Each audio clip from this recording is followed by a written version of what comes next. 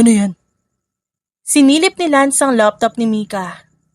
Agad siyang umayos sa pagtayo at sinara ang device. Nanonood ka ba ng bastos na palabas during office hours? Tanong nito. Sino? Ako? Hindi Tanggi niya sabay pakita ng laptop. Kay drama yan, anong bastos dyan? Wala naman palang mali. Ba't mo tinatago?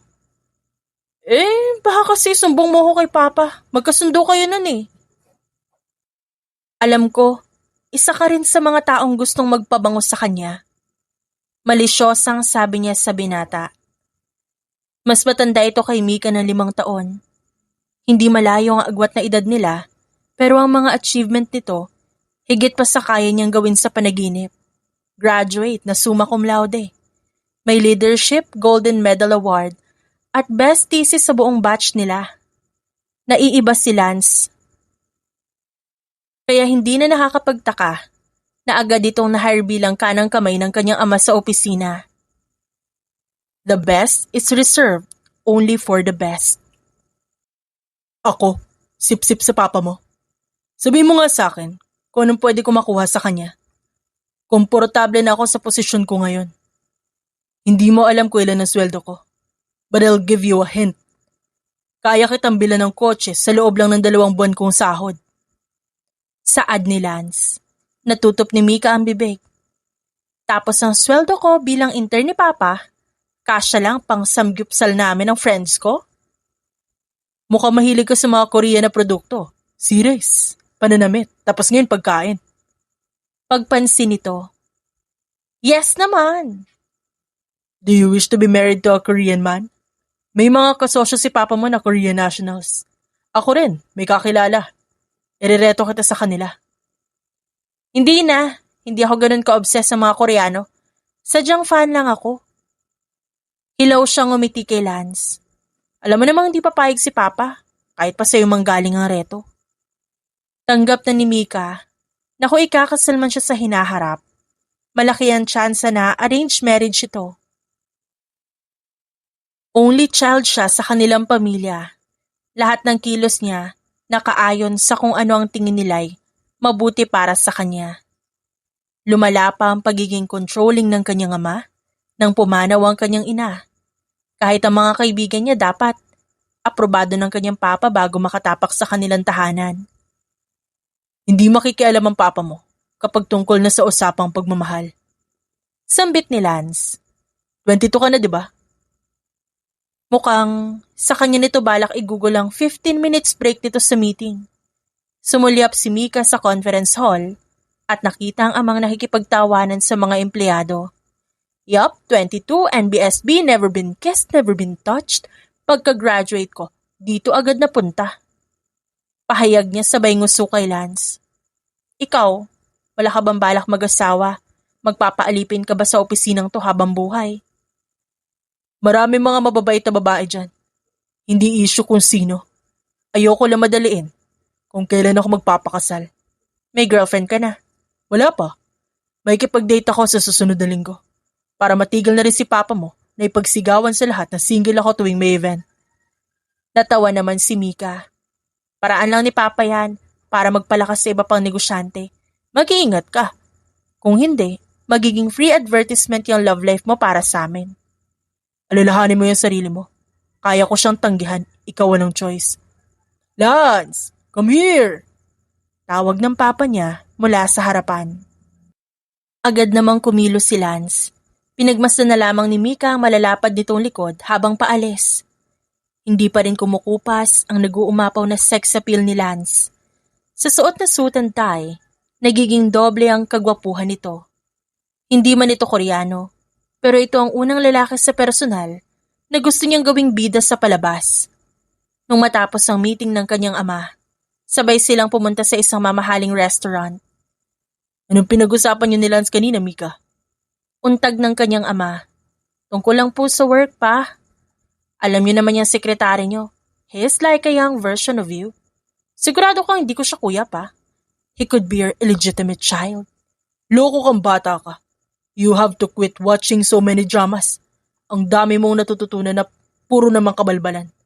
If I really perform that well, magiging Only daughter ka kaya namin ng mama mo? You're so silly. Sagot ng kanyang ama sabay irap. Well, iba naman ako at iba rin si Lance. Huwag mo na ipilit. Halata namang ginagalit mo lang ang papa mo. What do you want to eat, sir? Tanong ni Lance. I want something light, iho. Masakit ang tiyan ko ngayon. Hinihintay ni Mika na makaalis si Lance para asikasuhin ang kanilang order bago siya nagtanong sa ama. Masakit ang tiyan mo pa? Di ka ba natunawan o constipated ka? Nakakahiya ka talagang bata ka. Kailangan mo ba talagang sabihin yan? You don't have to worry. Nagpabili na ako ng gamot kanina.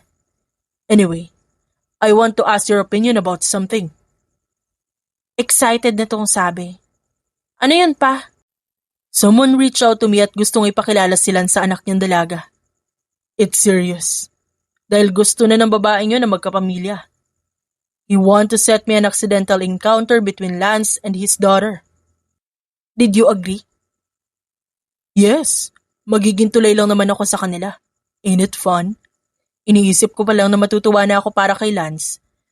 Kasi tignan mo, makakakilala siya ng proper woman. And she should be with someone like Lance.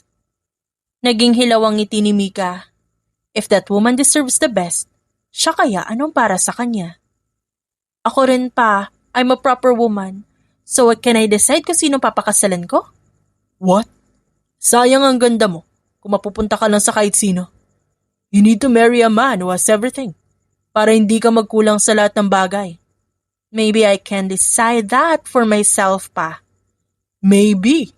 Pero mas marunong ako rito so let me handle everything. Hindi ka nga makapagtrabaho na maayos sa opisina. Tapos akala mo talaga makahandle mo yung pagpapakasal mo? Tumahimik na lang si Mika. Dahil alam niyang walang katapusan ng magiging diskusyon. Inayos niya ang buhok sabay tanong. What about Lance pa? Hayaan mo yun. It's good enough for him to find a virtuous wife. Habang buhay siya magsisilbi sa mga boss niya. He's a kind guy na maayos na tagasunod kaysa maging leader. He's certainly not the type of guy that I want for you. Napalunok si Mika at yumuko siya para itago ang lungkot sa mga mata. Imposible na maging manhid siya sa likas na alindog ni Lance. Bilang sekretary, hindi kulang sa attentiveness ang binata. Caring ito at matalas ang memorya. If Lance wants to take care of someone, that someone will definitely feel special about it. I think he's perfect. Alam niya ang kalakaran ng negosyo natin, Papa. May idea na siya sa gagawin kung gugustuhin niya magsimula ng negosyo niya. O hindi. Kung ambisyon niya na maging boss, hindi siya mahihirapan na abutin yon. Sadyang ayaw niya lang gawing komplikado ang buhay niya. Komento ni Mika. That's not enough. See? Walang ambisyon. Walang pangarap. Nanggaling na yan sa bibig mo pero di mo pa rin makita ang problema. This is because mas may alam ako. I can see through every situation at makinig ka nga sa akin. Kumatok si Lance bago pumasok sa pribadong silid. May dala itong appetizer sa maliit na platter. Hinahanda na nila yung orders natin. Nagdala ka pa talaga niyan. You should let the servers do it. Saway ng kanyang papa kay Lance. Maraming tao kaya nagpresenta na akong tumulong. Anyway, let's enjoy it. Hindi nagsalita si Mika. Hinayaan niya ang dalawa na mag-usap patungkol sa trabaho. Matapos ang lunch, bumalik sila ng opisina. Natulog ang kanyang ama sa break room habang nag-aasikaso ng mga papeles si Lance. Kilala mo ba kung sino yung babae? Untag nito. Ha? The one that I will accidentally meet. Kilala mo ba kung sino? Hindi. Nakikinig ka pala sa usapan namin ni Papa kanina? Naturally. Kapag nasa mesang pantatlong tao ka, tapos umalis ang isa, 70% of the time isasabihin kakaiba yung mga naiwan. Napailing si Mika. Galing mo naman. Saan mo nakuha yung statistics na yan? Sa experience ko, I've been with different people in various settings. Nagbabago man ang purpose ng meeting, ang bihis ng tao o pagkakakilanlan nila, pero certain habits and behavior remains the same. Sorry kung na-disappoint ka, pero di ko kilala kung sino. Huwag mo na lang i-meet. No, gusto ko makilala. Maybe she's great. Kapag nagustuhan ko siya, it will be a win on both sides. Sa bagay. Yumuko si Mika para basahin ang natitirang papel sa kanyang folder. Kulang pa pala ako ng pirma dito. Alis mo na ako ha. Sure, huwag mo kalimutin yung ballpen mo. Salamat. Sa pagsara ng pinto sa kanyang likod, siya ring pagkawala ng ngiti. Hindi niya alam kung bakit pero nanghihinayang siya kay Lance. Mabait ito sa kanya, kaya naman malakas ang opinion niya na dapat ito ang pinapares sa isang katulad niya at hindi sa kung sino-sino. Ano naman ang laban ko kung pareho silang willing? Para naghahanap lang ako ng issue? Sabi niya sa sarili. Umiling si Mika para burahin ang namumuong idea sa kanyang isipan. Ang potential virtuous wife ni Lance, walang iba kundi ang high school bully ni Mika na si Antoinette. Halos mapahalakak si Mika nang malaman yun dahil para sa kanya. Imposibleng bumait ang mga taong gaya ng babaeng ito. What do you mean virtuous wife? Ang virtuous na siguro dyan yung talampakan niya eh. Sabi niya sa sarili, habang inoobserbahan si Antoinette sa loob ng executive office. Kausap nito ang kanyang ama habang katabi si Lance. Girl, what's with that look? Makakalbo niyan si Lance. May inutos ba siya sa'yo na hindi mo kayang gawin? Pag-uusisa ng kasabahan niya sa trabahong si Geraldine. Wala. Kilala mo ba yung babaeng yan? Yung nasa loob? Yung nakikipag-heart eyes kay Lance? Oh wait, Antoinette Orwell, di ba? Hanapin natin sa Facebook. Lumingon si Lance sa kanilang direksyon. Nagkunwari si Mika na winawalis ang sahig. Oh shoot, nandito! Professor siya sa Westmin University. Paano yun? I don't think professor agad. Baka naman visiting lecturer siya doon. Kailangan mo na ng masteral para maging professor sa university na to, di ba? Tumitirik na naman ang mga mata ni Mika dahil sa inis. Kahit pa hindi professor sa university na yun si Antoinette, mataas pa rin na magiging opinyon ng mga tao dahil mataas ang status na eskwelahang yun. Gayunpaman, hindi mabubura noon ang kasamaan ni Antoinette dati. Paano sila makakasiguro na nagbago na nga ito? Wow, nasa kanya na lahat. Komento ni Geraldine sabay buntong hininga. Lumabas si Lance sa opisina. Mika, wanna go out? Para saan? Bili tayo ng kape at cake. Gustong kumain ni sir. Mabilis na sumunod si Mika. Paraan lang ito ng kanyang papa upang solong kausapin ang bisita sa loob. Wala naman siyang gagawing importante kaya sasamahan niya na lang si Lance. Ikaw Geraldine, anong gusto mong inumin? Iced Americano. Babayaran ko na lang pagdating dito ah. No, I'll treat you. Sabi ni Mika bago sumunod kay Lance. Kumusta si Antoinette? Paano nangyari ang accidental meeting niyo? Natawa ang lalaki sa tanong niya. Nagkasalubong kami ni Antoinette kaninang umaga. It was funny.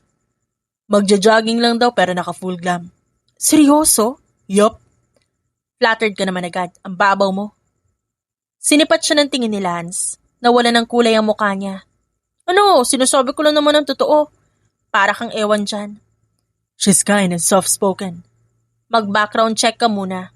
Panigurado may record yan. Nung high school kami, pangalawang bahay niya ang disciplinarian's office, no? Are you trying to make her look bad? Di ka naman ganyan dati ah. Anong trying to make her look bad? Bad talaga siya. Yun ang totoo. Mukha ba akong sinungaling, Lance? Bully yun! That might be the case before. Tapos ngayon nagbago na siya. Umirap si Mika. Mukha mo nagbago. Puwet mo rin nagbago. Lahat sa'yo magbabago kasi bulag ka. Tama na. Baka marinig ng kung sino dyan ang boses mo. Isipin pa nila inaaway kita kahit di naman. I will not shut up. Anong gusto mong gawin ko? Huwag ko siyang entertain para sumaya ka. Napatulala si Mika. Tumango ang binata sa kanya. See? Di mo nga alam kung ano ba talaga ang gusto mo. Tapos dinidiktahan mo ako kung anong dapat kong gawin. Nauna si Lance at hindi na ito umimik pa habang sila'y nasa labas. Pinakiramdaman ni Mika ang binata hanggang sa makaalis sila ng coffee shop. Sorry, di na kita papakialaman. Alam ko na naiinis ka lang kasi nanghihimasok ako. I won't judge anymore, Lance. Kumunot ang noo ng lalaki. Para bang hindi yun ang gusto nitong marinig. Sure, Mika. Thanks. Napailing siya. May mga araw talaga na sadyang hindi maintindihan ang trip ni Lance. Baka wala lang ito sa mood ngayon. Hindi na nakita muli ni Mika si Antoinette matapos yon. Masyado siyang duwag para tanungin si Lance kung naging sila ba ni Antoinette. Kaya kahit pakatingkati siya na malaman ng totoo, nilunok niya na lang ang kuryosidad. There will be a private party tomorrow evening. Maganda ka na maganda isusuot, Mika. Haharap tayo ng lalaking babagay sa'yo. Sabi ng kanyang papa. Sige po. Dadalhin kaya ng lalaki si Antoinette sa event na yon? Nasagot ang tanong niya sa gabi ng party. Walang dinalang date ang binata. Nilapitan niya ito sa nakipag-toast. Cheers! Nasa si Antoinette, di kayo magkasama. Hindi kami nag-click. May ex-boyfriend siya na binabalik-balikan. I can't handle that stimulation. Masyadong komplikado. Well, sinabi ko naman sa'yo na hindi talaga mabait yun. Thanks for the warning.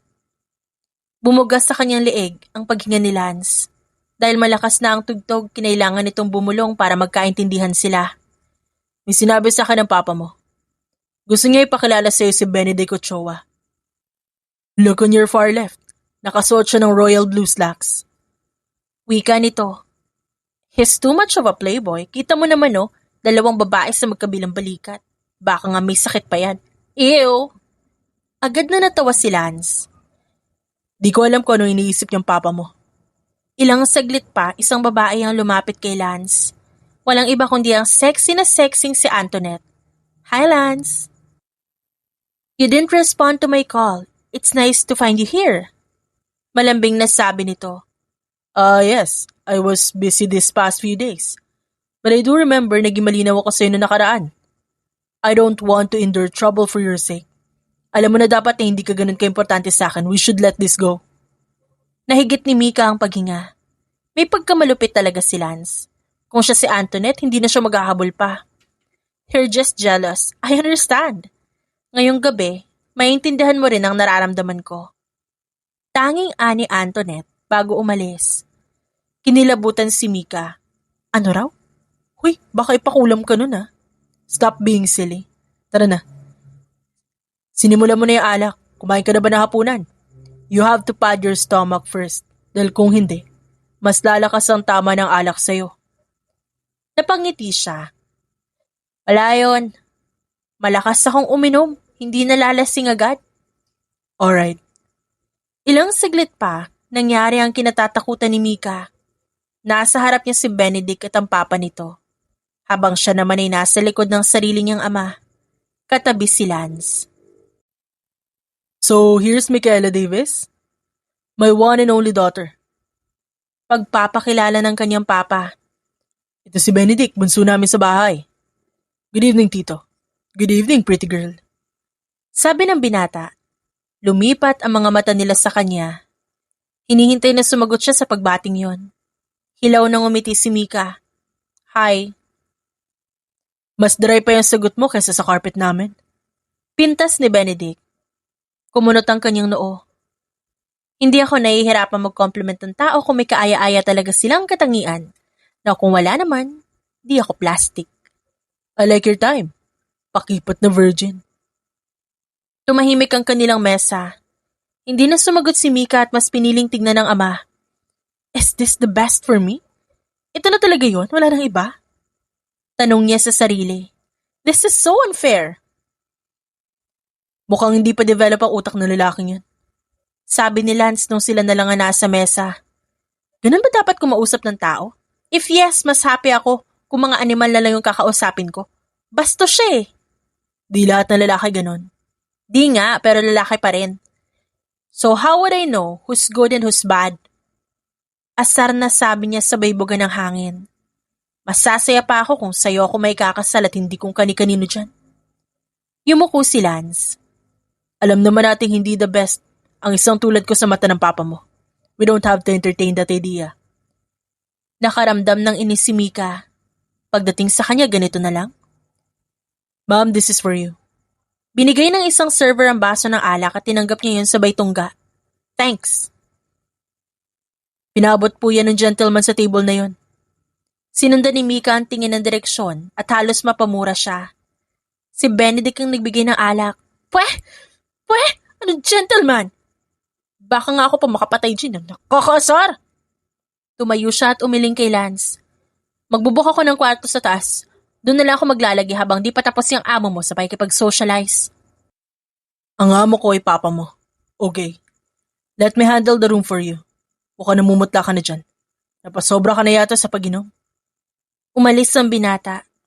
Nahuli ni Mika ang malagkit na titig ni Antoinette kay Lance kaya mas lalo siyang nainis. Kailan ba titigil ang babaeng to? Dapat sila ni Benedict ang pinagpaparis eh. Inis niyang saad sa kawalan. Noong ihatid siya ni Lance sa kwarto, naging triple na ang tindi ng kanyang pagkahilo. Mainit ang kanyang katawan at may kakaibang pakiramdam sa pagitan ng kanyang hita. Tila ba namamaga ang kanyang pribadong parte? Maging ang dibdib niya ay hindi na normal ang paninigas. Nahihindik na napatulala si Mika. Alam niya na si Benedict ang salarin sa nangyayari. Siguro gusto siya nitong pagsamantalahan o hindi kaya gusto siyang turuan ng leksyon sa pagpapahiya niya rito kanina. Napatakip si Mika ng muka. Naiiyak siya dahil alam niya sa hinaharap, mapupunta lang ang pagkababae niya sa taong hindi naman niya gusto. Sa taong hindi niya lubos na kilala. Para sa perfect business plan ng kanyang papa. Kung ganon, mas gugustuhin niyang mapunta ito sa lalaking tunay na naa-attract siya. Walang iba kundi si Lance. Lance, bulong niya sa lalaki na bumubuhat sa kanya. Seryoso ba si Papa kay Benedict? Yes. Pinag-uusapan na nilang iimbitahan ng mga tao sa magiging kasal niyo. This is not a love match, Mika. You'll marry him for convenience. Pumikit siya at humilig sa dibdib ng lalaki. Baka di ako ganun kamahal ni Papa. Kaya napakadali para sa kanya na ipamigay ako sa iba. That may be true. Kung ako ang papa mo, hindi kita ipapakasal sa kung sino-sino. He's a bad father. Good provider nga pero hindi lang pera ang sukatan para maging mabuting ama ang isang lalaki. Nakagat ni Mika ang labi nung muling dumoble ang init ng kanyang katawan. Kung i-adopt mo na lang kaya ako so you can be my daddy? Namilog ang mga mata ni Lance. Tumigil ito sa paglalakad at seryosong tumingin sa kanya. Na-offend ba kita? Sorry. Bababa na ako, Lance. Bumalik ka na sa party. Ihahatid kita sa kwarto mo. Pagpasok sa silid, pinasak ni Mika ang keycard sa holder nito para ma-activate ang ilaw sa loob ng silid. Pinatong siya ni Lance sa malambot na kama. Ayos ka lang? I can feel your temperature. Nilalagnat ka ba? Hindi siya lagnat. Naiiyak na sabi niya. Mas malala eh. Masakit dito sa dibdib ko, pati dito sa baba, Lance. Dumilim ang mukha nito. Tatawagan ko si papa mo. Siya nga ang dahilan kung ba't ako napagtripan ng Benedict na yun eh. Tapos siya rin ang hihingan mo ng tulong? Anong gagawin ko?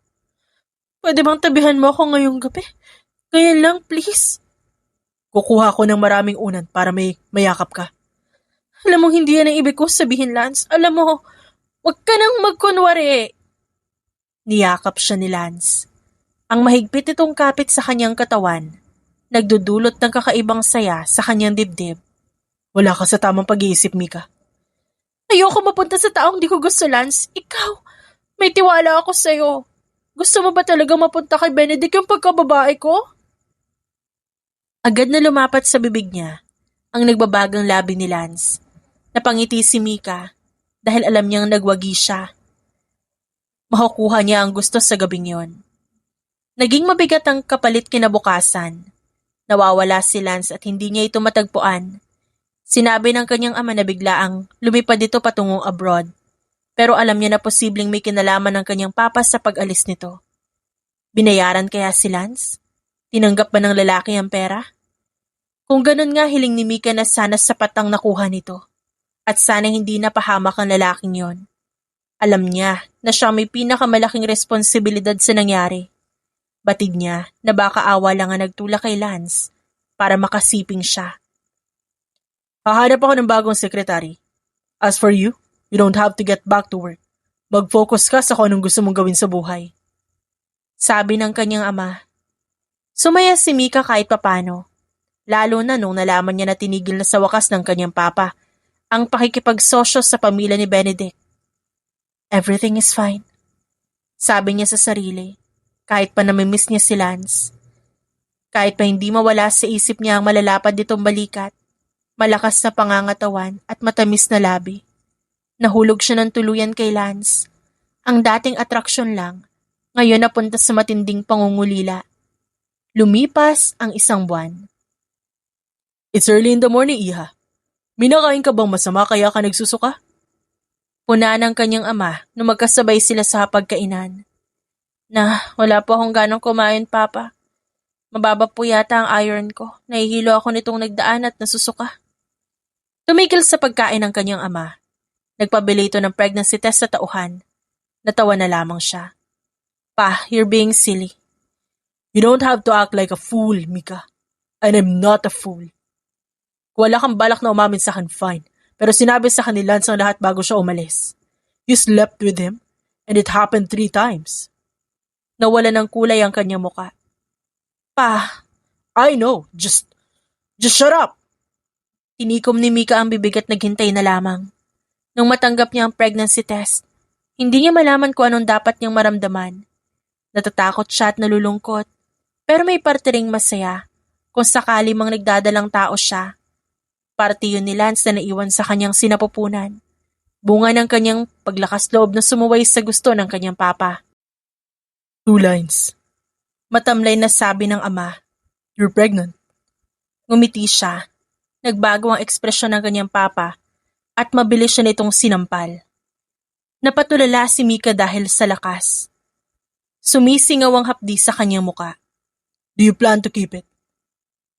May iba pa bang option pa? We can get it out habang wala pang pitik ang puso niyan. Umiling siya at malungkot na tumawa. Pasensya na pa. I plan to raise this child. Ginusto ko to at kung mag-isa ko siyang palalakihin, ayos lang. I wanted Lance. And he gave this to me. Bahala na kung tutol kayo sa gusto ko. Buhay ko naman to. Umalis siya at padabog na umakyat ng hagdan.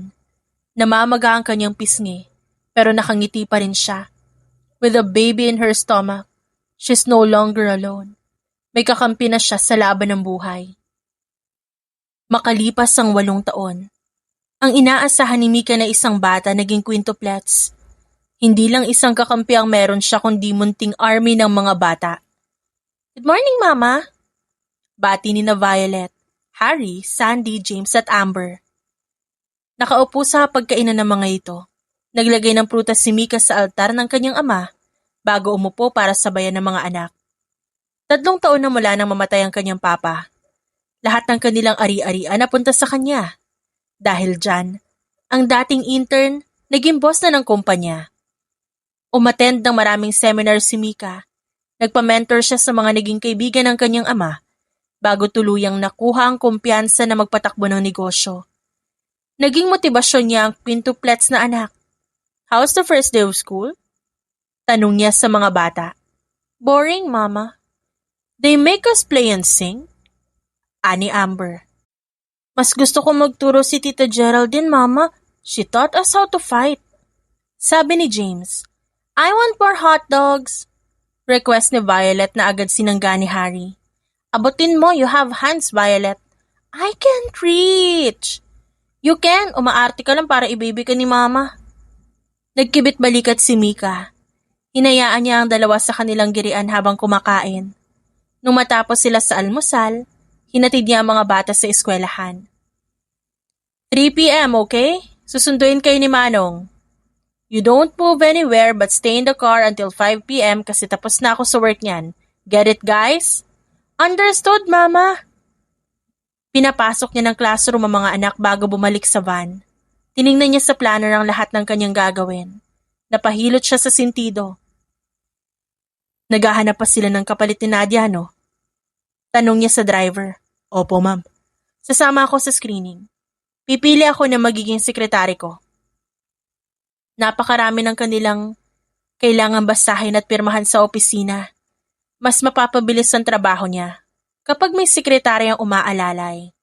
Noong una hindi siya sanay sa presensya ng ibang tao. Hirap siyang pagkatiwalaan si Nadia. Noong naging okay na siya sa wakas, saka naman nag-resign ng babae dahil magpo-focus na raw ito sa pagbuo ng pamilya. Pagpasok sa company building, hinawi niya ang buhok. Diretso ang tingin niya sa presidential lift. Maya-maya, Nagpunta siya sa HR department. Bumukas ang double doors. Binati siya ng mga empleyado. Ngumiti si Mika sa lahat bago umupo sa isang swivel chair. Go on, I will just spectate right here. Kalmadong saad niya.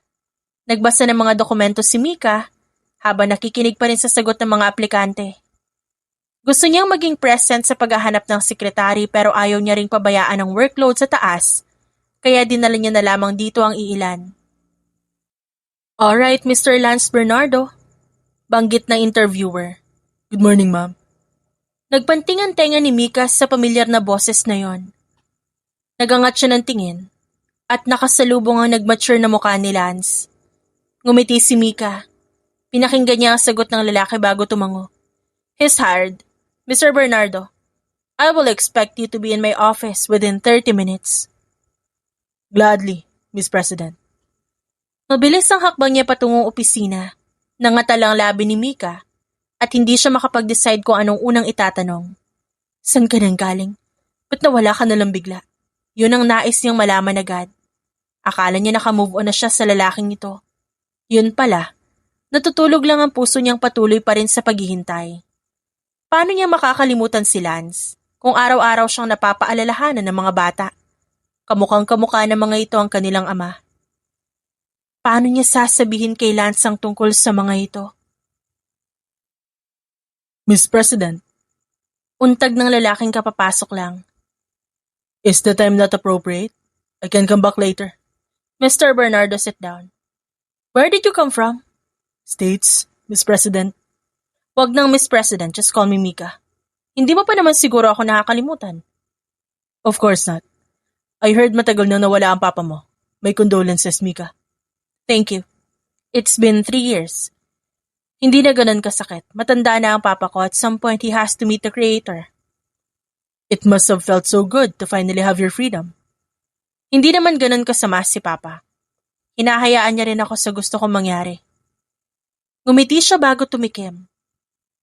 You're still single at age of 35? Nabasa ko ang CV mo. Hindi ko kasundo ang mga babae mula sa States. I'm afraid I'm too vanilla for them. Ikaw? Vanilla? Ngumiti si Mika at napailing. Well, kamusta ka nito mga nagdaang taon? I'm okay. How have you been, Mika? Masaya? I'm glad to hear that. So about work? Yes, right, okay.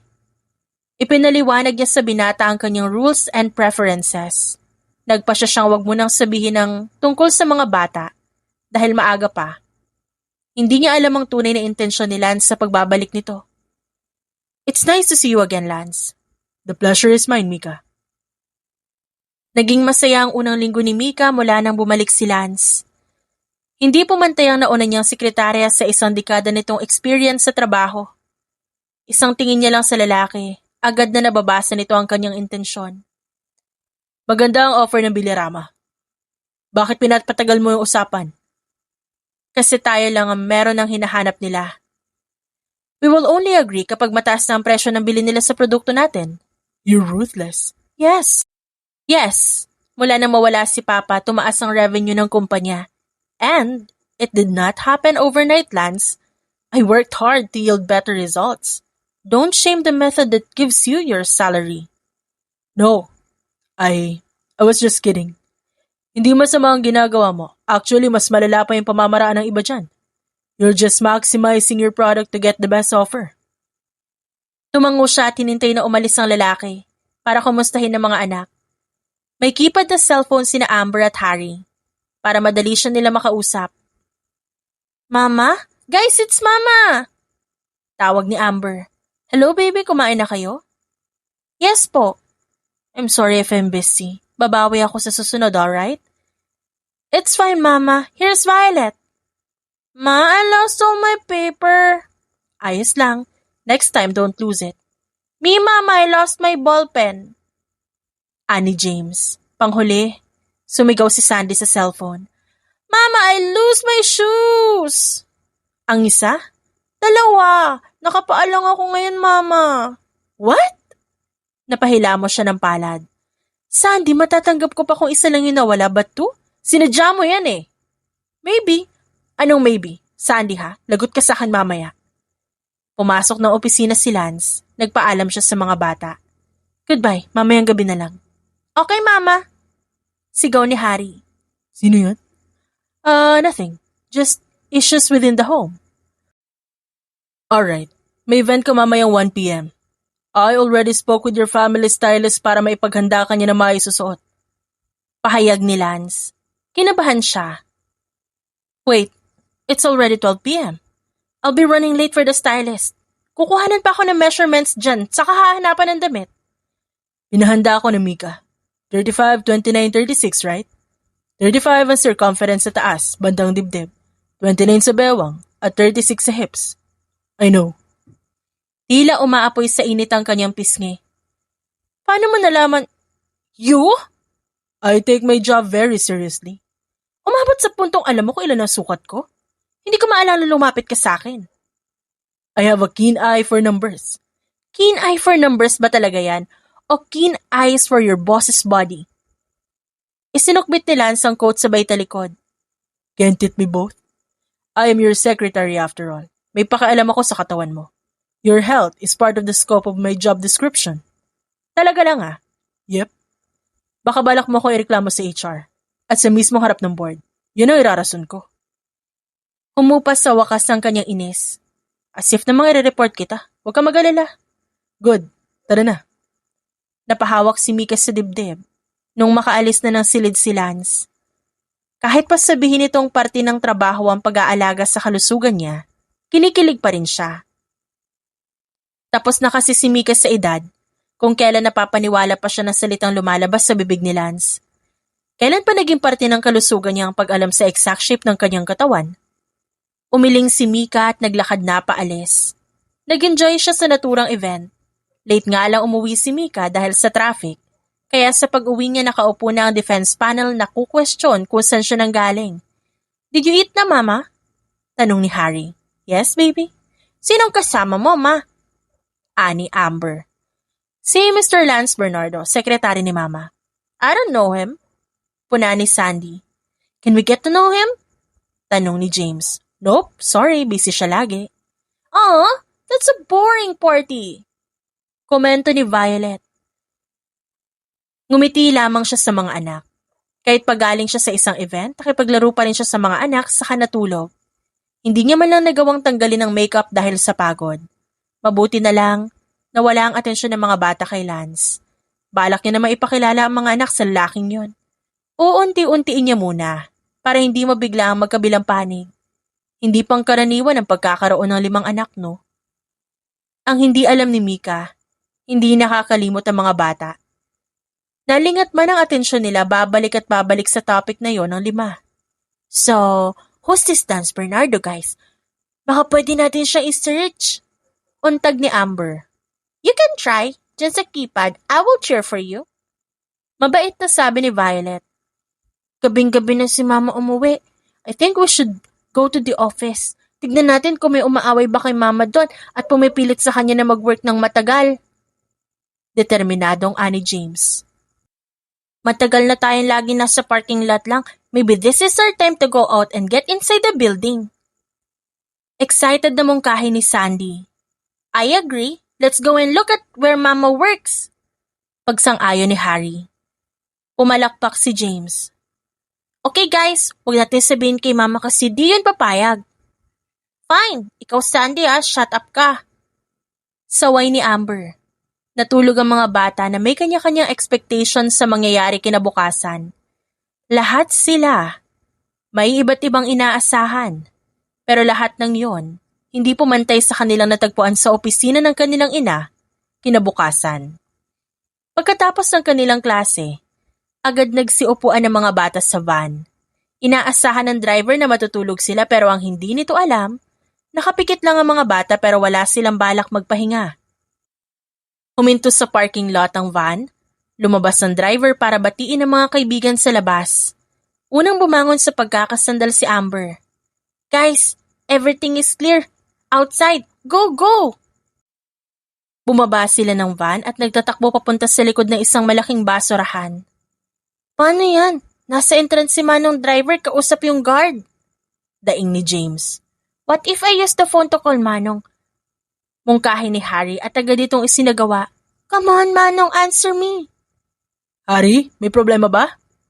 Pabalik na ako dyan sa van. May masakit ba sa'yo? Magsabi kayo agad Nagpoop si Sandy sa skirt niya. Come here, Manong, we need help. Ano? Tumatakbo na ngayon si Manong driver pabalik sa naturang sasakyan. Lumipat sila ng pwesto, saka pumunta sa entrance ng building. Hi, sir. Kami po ang anak ni Mama Micaela Davis. Sabi ni Manong driver, pumasok daw kami sa loob kasi may problema sa van. Ganun ba? Kaya pala nagmamadali siya. Hala, sige. Maupo muna kayo sa lounge area, ha? Agad silang nagtatakbo papasok sa loob ng tanggapan. Namamanghang inikot ang tingin sa paligid. Lahat ay napakaganda. Walang ganito sa school. As expected, napakagaling talaga ni Mama. Bulalas ni Harry. I want to be here after school. Ba't kaya di tayo pinapapasok ni Mama dito? Tanong ni Sandy. Maybe because of you. Makulit ka kasi, mababasag mo lahat ng gamit dito. Sagot ni Amber.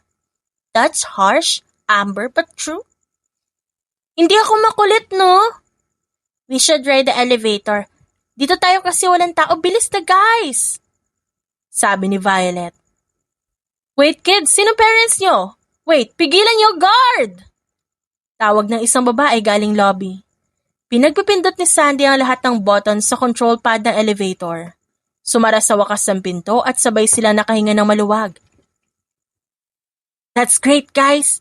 Good teamwork! Up here! Pag-cheer ni James, lahat sila nagsi-appear. Ngayon, saan natin hahanapin ang office ni Mama? Untag ni Sandy. Natahimik ang lahat. Kunot-noo silang tumulala sa loob ng elevator saka nagpalitan ng idea. Magtanong-tanong na lang kaya tayo. No way! Nakita mo yung girl kanina, pinigilan niya tayo. I feel like hindi tayo welcome dito. Puna ni Amber. Let's just look for every floor. Hanggang 15 lang naman, no? Pagbukas ng pinto, isang Ginoo ang bumungad sa kanila. Napakatangkad at napakalaking tao. Nakasuot ng planchadong slacks at itim na suit. He's a giant! Tili ni Amber. Napaatras naman sina James at Harry. What do you want from us? Baka kukunin ka niya yung magkamukha kayo eh. Sabi ni Sandy bilang ganti sa sinabi nito sa kanya kanina. Guys, calm down. Hi, sir. Ako po si Violet. This is Amber, Sandy, Harry, and James. We are quintuplets. Pumasok ang lalaki sa elevator at hindi nagsalita. Pinindot nito ang top floor. Nabalot sa katahimikan ng buong lift. Nagpalitan ng tingin ng mga bata. Di siya sumagot kay Violet. He's really rude. Komento ni Amber. Siniko ito ni Harry. He shouted at him first. Sabi mo pa nga giant siya. And sure ba tayo na hindi siya giant? Look at him! Bumuntong hininga ang lalaki. Pahapyaw na tumingin sa kanila. Ilang taon na kayo? When's your birthday? Who's your mom? We are 7 years old. Ang birthday namin, December 12. Mama namin, si Mama Mika. Sagot ni Violet. Bumalik sa dating pwesto ang lalaki. Nakamasid lamang ang 5, habang pabilis ng pabilis ang paghinga nito. You po sir, what's your name? Huwag ka mag-sir sa akin. My name is Lance Bernardo. It's nice to meet all of you. Lance? So you're the guy na kasama ni Mama sa party? The guy who made her go home late at night? Magkasunod na sabi ni Sandy at Harry. Siguro ina-overwork mo si Mama kaya late siya umuwi, no? Guys, calm down. Pakinggan natin ang sasabihin ni Mama. Seryosong tumango sila sa kanila. Sure, kids. Tanungin natin ang mama niyo.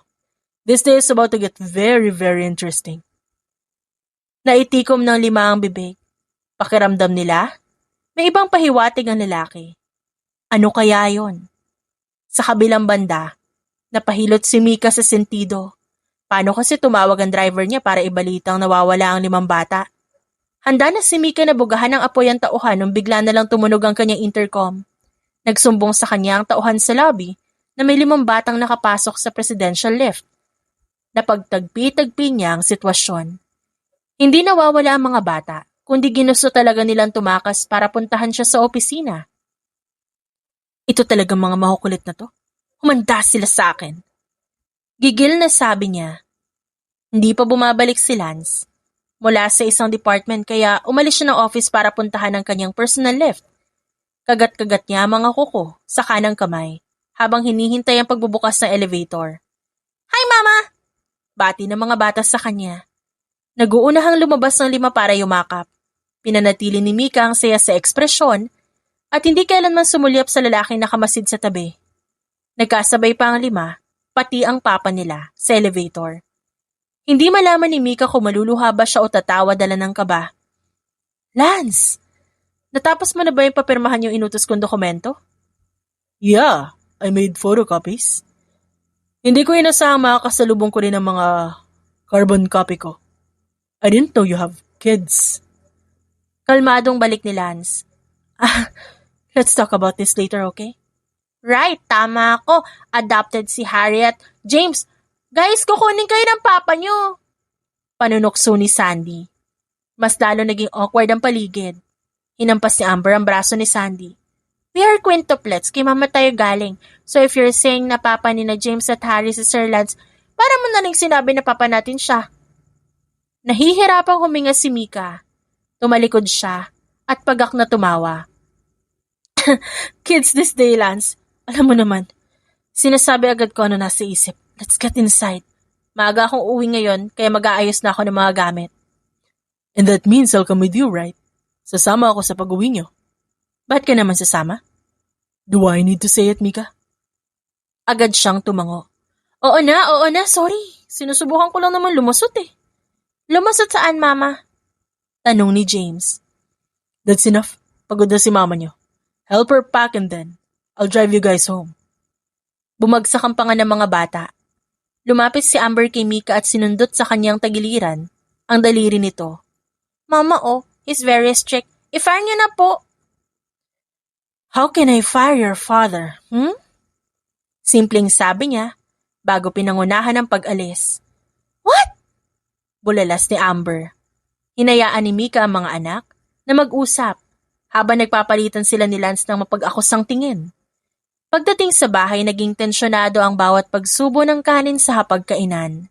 Lahat ay takot na magingay. Tila ba may kung ano sa hangin na nagsasabing isang maling galaw, may mababasag. Is it true that the man is our father, Mama? Tanong ni Harry. Hindi na ito makapagpigil. Inilibot ni Mika ang tingin sa mga kasama sa mesa. Maging si Lance nag-aabang sa kanyang sasabihin. Tumango naman siya.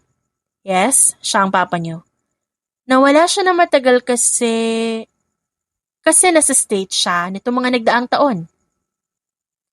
Hindi makapagsalita ang mga bata. Estranghero ang turing nila kay Lance. Kahit pa sabihin niyang ito ang kanilang ama, hindi naman nun automatic kung mabubura ang mahabang taon na hindi sila magkasama. Nakita ni Mika ang mahigpit na hawak ni Lance sa kubyertos. Sumikip ang kanyang dibdib habang iniisip na baka hindi nito nagustuhan ng balita. Hinintay niya makapasok sa silid ang mga bata bago sila nagharap ng lalaki sa balkonahe ng bahay. Hindi ito nagsalita agad. Napilitan si Mika na magtiis sa katahimikan. Inabot ng halos 1 oras bago nakuha ni Lance na bumuntong hininga at humarap sa kanya. Your father asked me to handle a branch in the States. Ang sabi niya, malaki ang profit doon. Gusto niya sukatin ang kakayanan ko bilang lalaki. It was a test, he told me, to see if I'm worthy of you. I'm sorry kung inasahan mo na pagkatapos na nangyari sa atin. Hahayaan kita magpakasal pa rin sa iba. I just can't do that. Kaya habang tulog ka pa, pinuntahan ko ang ama mo at inamin ko ang lahat. I'm more than willing to have you as my wife back then. You know? Naging blanko ang isipan ni Mika. Tumingala siya kay Lance at di malaman kung ano ang dapat sabihin. Ngumiti lang ang lalaki sa kanya. Your father told me it was an opportunity and that I have to grab it. I did. Pumayag ako na agad umalis, hindi nagpapaalam. Kasi ang sabi niya iiyak at magmamakaawa na wag ako umalis. Pagdating ko sa States, nawala ang bagahe ko, nawala ang wallet ko, ang cellphone ko, kahit ang passport ko ninakaw. Nalaman ko rin na ipapasara na ang branch na tinutukoy niya nung panahong yon. Guess who arranged all that, Mika? Halos pabulong na sambit ni Lance. Ilang taon ako naging palaboy doon. It took years bago ko nakontak ang sarili kong pamilya. I endured a lot just to come home. I even wanted to hate you. Gustong-gusto kong magalit sa'yo kasi anak ka ng papa mo, but I can't. Tumingala si Lance at nanginginig na bumuga ng hangin. Alam ko na wala kang ideya sa ginawa ng papa mo. It was my fault because I trusted him a lot. Sa pagbalik ko dito, wala akong ibang gusto kundi makita ka sa malapitan. Pero di mo man lang sinabi nandiyan ang 5. Why lie to me, baby? Hindi naman kita sinaktan kahit kailan, di ba? Sinugod ni Mika si Lance at niyakap ito ng mahigpit. Rumaragasa ang malalaking patak ng luha sa kanyang pisngi. Lance, I'm sorry. Sorry. Tell me. Explain to me why. Kasi hindi ko alam. Ipapakilala ko naman sila sa'yo pagdating ng araw eh. I just wanted to get to know you better first. Matagal kang nawala kaya pinoprotektahan ko lang yung mga bata. Did you have anyone before? May kinilala ba silang ibang lalaki bilang tatay? Nagtagis ang bagang ni Lance. Namumula ang mata nito dahil sa galit. Did you let them call any guy papa before me? Wala. Kumalma ka nga, Lance. Di ko naman magagawa yun, no? I'm sure nagtanong-tanong ka na sa opisina tungkol sa akin. I never dated anyone, okay? Di ko rin alam kung bakit. I feel guilty and I feel dirty sa tuwing iniisip ko na may ibang lalaking hahawak sa akin. Lance, ikaw lang naman ang ginusto ko mula noon pa eh. Tumigil sa wakas ang lalaki. Nabawasan ang galit sa mga mata nito, napalitan ng pagod. Isinandal ni Lance ang kanyang ulo sa leeg ng babae. Ayaw siya nitong pakawalan, kaya hinayaan niya ang lalaki sa gusto nitong gawin.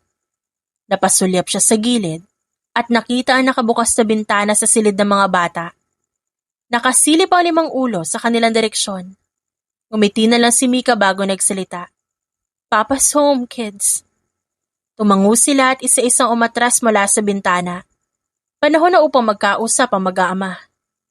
Kinabukasan, kinailangan ni Mika na mag-day off para bigyan ng time si Lance kasama ang mga bata.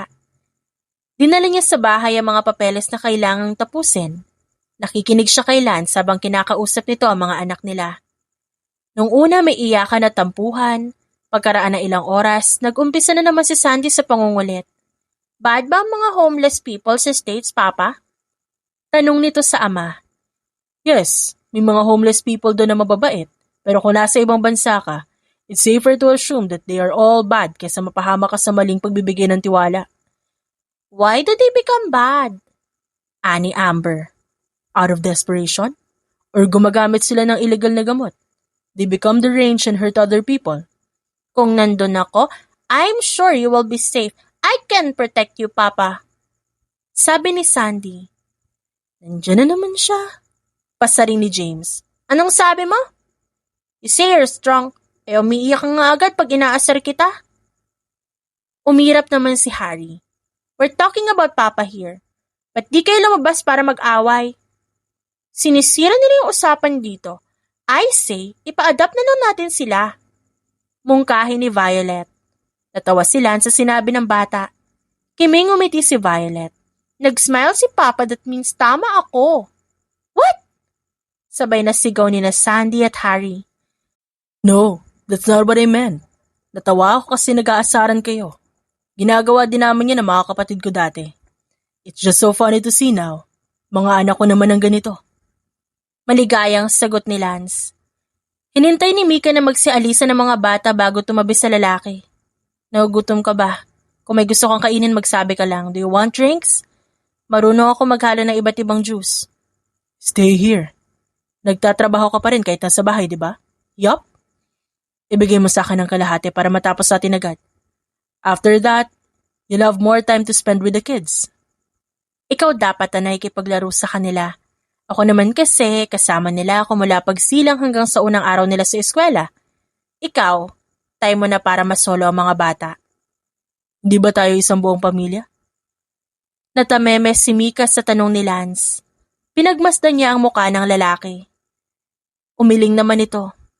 Pakiramdam ko gumagawa ka ng distansya sa pagitan nating dalawa. Ang iniisip ko pa naman, Mika, mag-asawa tayo. Didn't you say you were waiting for me? Sabi mo, naghirap ka sa States. Sabihin mo sa akin kung anong ginawa mo doon. You're worried that I sold my body for money? Yun ba yun? Iniisip mo na nakipag-sex ako sa iba para sa pera? Oo, Lance. Asar na tumawa si Lance sa kanya. Aaminin ko, muntik na. I was so hungry. Dagdag pa nagalit ako sa mundo. I wanted to let everything go and just surrender. Pero nung gagawin ko na, nasuka ako. Masaya ako na di mo tinuloy. I'm glad to. Kung ginawa ko yun, baka nagkasakit pa ako. Tapos di ko na kayo naabutan. Maybe God has better plans for me. Pasensya na kung masyado akong critical sa'yo Nasanay ako na mag-isa kaya naninibago ako sa pagbabalik mo. I am happy. Ibig sabihin kasi nito, maingat ka sa lahat ng bagay. Napapanatag ako kahit papano. It's good to be with someone who will never cheat, Mika. Para bang sa panaginip lang may taong ganun. Nandito naman ako If you promise me your loyalty, hindi ako mangangaliwa. Hindi ako magkakagusto sa iba. Gusto ko maranasan na mahalin ng isang tao na ako lang ang nakikita. Can you be that person, Lance? Hayaan mo akong pagbayaran yung nagawang kasalanan ni Papa. Let me serve you for the rest of our lives. Hiling ni Mika sa lalaki. Sinubukan ni Lance na maging seryoso, pero sumilay pa rin ang isang ngiti sa labi nito. I know it's wrong to let you serve me for life. Yung papa mo may atraso sa akin, but at the same time, Mika, gusto ko yan. I've been through hell, baby. Let this space beside you be my heaven from now on. Masayang tumango si Mika. Inilabas niya ang cellphone at nagpunta sa notepad app. Inilista ko rito lahat ng dapat nating gawin. Please look into it. Yan nasa pinakahuli, okay ba yan para sa'yo? Move in with you? I agree. Saan ako matutulog niyan? Are you joking? Magkatabi dapat tayo. Sinisigurado ko lang. Nakangiting sabi ng lalaki. Napanguso si Mika. Isasabay natin ang mga bata sa paghatid at pag-uwi galing trabaho.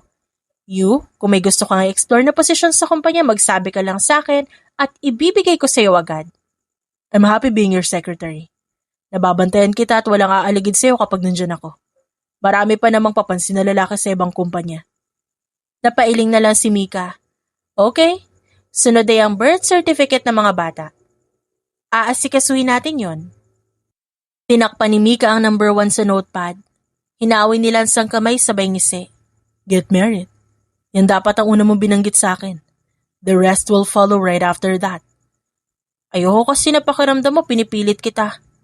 Lahat ng sinabi ko, they don't feel like I'm compensating you. Sa totoo niyan, kung papakinggan parang kinukulong kita, Lance. You can chain me whatever you want, Mika. Ilang taon ako naging palaboy. Sapat na yung freedom na naranasan ko doon. I want a permanent home with you. Nawala ng lakas ang kanyang balikat at kumalma siya sa wakas. That's all. Okay, ako naman. Napakurap si Mika nung makita ang nakatuping papel mula sa bulsa ni Lance. May hinanda rin palang kondisyon ng lalaki. Ang lahat na nandito, these are my wants. Tanging purpose lang ng lahat ng to ay para bumuti at lumalim ang ugnayan natin dalawa. I want to burn this distance between us. Number 1, I want kisses every day. Hindi ko sasabihin kung kailan, ilan, at saan. I just want to have it. At ikaw dapat ang mag-initiate. Number 2, sabay tayong kakain. Number 3, no secrets between us. Kahit maliliit na bagay, dapat alam ko. I don't want what happened before to repeat in our future. Pinakinggan ni Mika lahat ng sinasabi nito at nagkibit balikat. Hindi na kailangan ni Lance ng papel. Kusa niya nang gagawin ang lahat ng yun nang hindi pinapaalalahanan. Nalulungkot siya. Dahil umabot sa puntong bumaba ang confidence nito at umaasa pa ngayon sa mga kondisyon para maging intimate sila.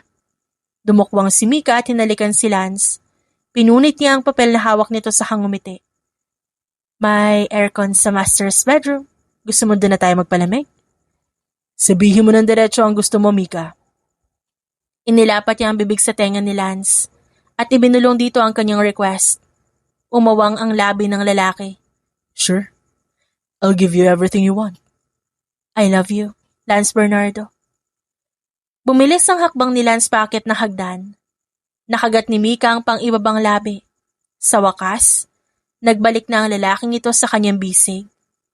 Makalipas ang ilang buwan, Upang mapanatag si Lance, pinagbigyan ni Mika ang gusto nito na magpakasal muna sa Wes. The man was willing to sign a prenuptial agreement para walang masabi ang ibang tao, pero nagpumilit si Mika na hindi na kailangan yon. Alam niya kung gaano kasakit ang ginawa ng kanyang papa. Hanggang ngayon nahihiya pa rin siya sa nangyari, kaya hindi niya kayang pagdamutan si Lance. He wanted her tied securely by his side. Wala na maglalayo sa kanila kahit pwersahin pa ng kahit sino. Ma, si Sandy may sinira na naman! Reklamo ni Amber. Look, ma! Tumayo si Harry at nagtatakbo papunta sa kanyang tabi dala ang isang libro. Dahil kinahiligan ng mag-aama niya ang pagbabasa, may malaking library na sa bahay. Lahat ay dedicated para kay Lance. Maliban na lang sa maliit na sulok kung saan may children's corner na pinagtsatsagaan ng 5 bata. Lahat excited maliban kay Sandy. Anong ginawa ni Sandy? Ito, ma! Binuklat ni Harry ang libro. Nakita niya ang may ekstrang drawing ang bawat larawan sa mga pahina. Ang storyang 3 Little Mice naging 4 dahil sa kakatuwang drawing ni Sandy na may isang daga sa pinakagilid. Consistent ang bata dahil mula unang pahina hanggang huli, naroon ang ekstrang daga na ito. Nasapo ni Mika ang bibig. Sandy, ano to? Seryoso nagbabasa ang mga kapatid mo? Sinong seryoso? Yang si James hindi. Sabi niya 3 Little Mice, kita namang daga, pero sabi niya kuto raw. Lies! Mukha bang kuto yan? Katwiran ng bata. Di mo kasi nabasa yung book ni Papa. Don't let your eyes deceive your mind. My mind says it's kuto, kaya definitely hindi daga yan. Ani James. Napakurap si Mika. Nagpasya na lang siyang hayaan ng mga bata at mas piniling hanapin ng asawa. Lance? Here? Pinuntahan niya ito sa madilim na library at agad niyakap. Anong binabasa mo kanina? It's the Art of War. May binabasa ako ngayong iba kaso may dagdag na sa illustration. Di ko trip. Dagdag sa illustration? Baka may problema sa publication yon, love. I'm sure. The publishing house was not the issue. Nasa illustrator ang problema, si Sandy. Natawa siya ng malakas. Love, iti-terrorize ng lahat ng libro mo dito. Kailangan natin siyang kausapin. Sure, but don't worry. Di naman niya sinusulatan yung mga printed na salita, kaya nababasa pa rin. Kumuha ng libro si Lance mula sa isang shelf at binuksan ito. Pinagmasdan ni Mika ang masayang ekspresyon ng asawa. Nakita niya rin kung paano ito nabahala. Look, ngayon may butas na yung mga pahina. Ibinaba ni Mika ang tingin sa libro. Binuklat ang pahinang may sira. Oh, that's... Napapikit. Ang babae. Kumibot ang labi niya. Binutasan ni Sandy ang mga mata ng printed na tao sa libro. Ako nang kakausap. Ma, where's Papa? Ngumiti siya sa bata. Yung papa mo? Ayun. Binibilang ko ilang tao sa libro ang binutasan mo ng mga mata. What? Takot na sabi nito. Binabasa pala talaga ni Papa lahat ng books dito? Oo naman. Mahilig si Papa mo sa pagbabasa ng books just like all of you. Not me, ayoko magbasa. Lumabas si Lance at tumabi sa kanila. May dala itong drawing pad. Here, use this. Matagal na to nasa bag ko, pero hindi ko lang maibigay kasi nakakalimutan ko agad. Kapag gusto mo mag-drawing o magbutas ng kahit ano dito mo gawin. You're not angry, Papa? Oh, I am pissed. Binibili ang libro, Sandy. Hindi kami pumipili ng mama mo sa labas ng bookshop para mabigyan ng ganito. We spent money in it, and you ruined some of it. Namutla ang muka ng bata. Agad itong yumuko. Huminga ng malalim si Lance sabay squat sa harap ni Sandy. But I also recognize that we failed to make this activity fun for you. Sapat na yung marunong ka magbasa. Hindi na dapat namin pinipilit na kahiligan mo rin ito, kahit na di mo gusto. Maybe you will excel in a different way. The first step is to hone your desires into skill. Gusto mo mag-drawing? Here. Humupa sa wakas ang pagsinghot ni Sandy. Agad itong lumundag para magpakarga sa ama. Sorry na, Papa. Hindi na mauulit. I promise you. Sigaw ng bata. Titigilan niya na ba yung books natin? Bulong ni Harry. Sana. I just saw The Boy Who Cried Wolf natin na book. Sinuotan niya ng dress yung wolf. Sabi ni Amber. Dapat lang napagalitan siya. Sabi ni James. Nagkibit-balikat naman si Violet. Yung book na binabasa ko ginawa niya airplane ng isang page. I say, we should let other people adopt her. Vi. Saway ni Mika sabay iling. Just kidding, Mama. No one will want her anyway. Napabuntong hininga siya sa kakulitan ng 5. Matapos ng 3 oras sa library, iginiyan nila ang mga bata tungo sa labas para makapaglaro ng habulan. Umupo si Mika sa duyan at pinagmasdan ng asawa na naglalagay ng palaman sa tinapay. Ako na magtitimpla ng juice, love! Sigaw niya. Sit down. Tanging balik nito bago pumasok sa bahay. Binuhat niya si James at isinabay sa pagduyan. Tabi dyan para walang matamaan. Mama, no! Para ako nasa roller coaster! Tili ni James. Last turn, baby. Naiihi ako, Mama! Agad niya itinigil ang duyan at hinayaan ang bata na magtatakbo paalis. Who's next? Maangas na sabi niya sa 4. Tumakbo sila palayo. Hinabol ni Mika si Violet hanggang mahuli niya ito. Gotcha! No, Mama, I will die! Duyan lang yun, nak? Ba't ang lapit yun na maabot yung bubong? That's so scary! Mama, isusumbong ka namin kay Papa! Reklamo ni Amber. Your Papa won't do anything to me. Nagsama-sama ang 5 para puntahan ang kanilang papa sa kusina. Humiga naman si Mika sa damuhan at tumingala sa langit. Dumungaw sa kanya si Lance. May sinabi sa akin ng mga bata. Na? Makulit ka raw and that I should handle you. Oh, I'm so sorry, Mr. Bernardo. Hindi ako napapwersa ng kung sino dyan. Not even you. Nag-squat si Lance para haplusin ang kanyang pisngi. Binago ko ang attic. Gusto mo ba makita? That will be a resting place mula sa mga bata. Alam ko napapagod silang kasama ka minsan. At ikaw din sa kanila. Sure, pupunta tayo doon ngayon. Nasa kusina ang 5 kumakain. Matutulog din sila pagkatapos kaya tara na. Dumaan sila sa living room ng bahay. Nakita ni Mika ang pagkindat ni Lance sa mga bata. Bago sila umakyat sa 2 palapag. Binuhat siya ng lalaki paakyat na attic. Natagpuan ni Mika ang isang malaking couch at carpet sa sahig. You can sleep, ako naman magbabasa. This way, we can both rest from the kids. Napangiti si Mika. Agad siyang lumundag sa couch at hinimok si Lance na umupo. Ginawa niyang unan ang hita nito. Thank you, Lance. Welcome, just rest. Pumikit si Mika. Pinakalma ang pagod na katawan. Minsan, napupuno rin talaga siya sa mga bata. Hindi naman nila sinasadya na maging pasaway. Sadyang hilaw pa ang kanilang pag-iisip kaya dapat bigyan ng pasensya. Sleep well, Mika. Okay, Lance. Matagal bago napatawad ni Mika ang ginawang paglilihim ng kanyang papa. Saka lang siya nag-alay rito ng pagkain ulit nung naikasal na sila ni Lance. Hindi niya kailangang palakihin ng mag-isa ang mga bata, pero dahil sa pagiging judgmental ng kanyang ama, napilitan silang bumalik sa umpisa. Sa huli, naglakas loob pa rin si Lance na lumapit at magpakita muli. Umaasa na hindi pa siya taken pagkatapos ng 8 taon. Hindi ito nagkamali dahil waiting pa rin si Mika. Naging priority niya ang mga bata at hindi nagmadali sa pagpasok sa pakikipagrelasyon. Kusang dumating ang taong pinakahinihintay niya. Isang leksyon ito para kay Mika na laging unahin ang mga responsibilidad na napaka-importante at saka na ang sariling gusto. Dahil oras na pinasok ang pagiging magulang, wala itong day off, walang sick leave, at siyang titulo na hindi nabubura hanggang pagtanda.